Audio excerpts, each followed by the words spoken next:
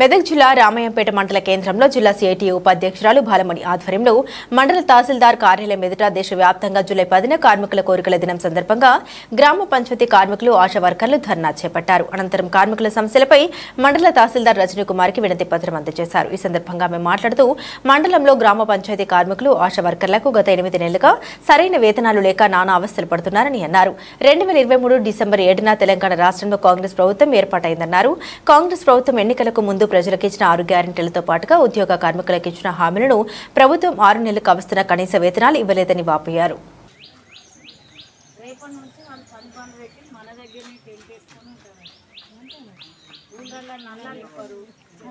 నేను జీపీ వర్కర్ను.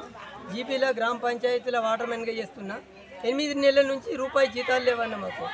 రూపాయి జీతాలు లేవు, ఇవ్వడానికి ఇబ్బంది ఉంది, చాలా ఇబ్బంది ఉంటుంది.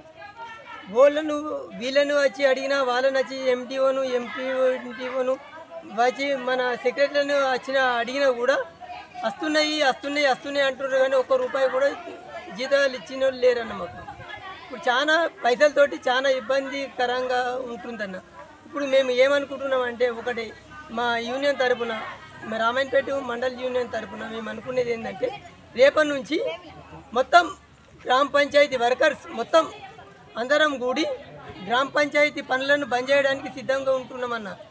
వాటర్మెన్, సఫాయి వేతనాలు, బుగ్గలు పెట్టడము, ప్రతి ఎవరైనా చనిపోతే కూడా ఊళ్ళో పెద్ద మనుషులు కూడా మమ్మల్ని మా జీపీ వర్కర్తోటే పని చేయించుకోవడానికి రెడీ ఉంటురన్న.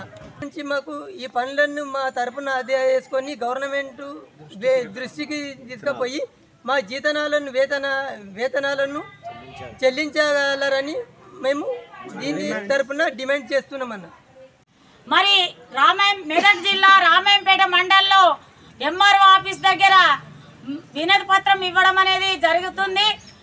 ఈ రోజు దేశంలో మరి బీజేపీ ప్రభుత్వము, రాష్ట్రంలో కేంద్ర ప్రభుత్వము మరి కార్మికుల జీవితాలతోని ఈ 2 ప్రభుత్వాలు కలిసి మరి జీవితాలతో ఆడుకుంటారు. ఒక సైడ్ ఏమో మరి ధరలు పెరిగిపోతున్నాయి, జీతాలు మాత్రము పెరగడం లేదు.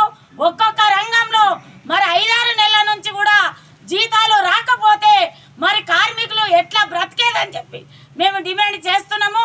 అట్లే ఈరోజు కార్మికులకు నెలకు 26,000 ఇవ్వాలని చెప్పి ఈఎస్ఐ పిఎఫ్ సౌకర్యం కల్పించాలని చెప్పి ఈరోజు సిఐటిగా డిమాండ్ చేస్తున్నాం.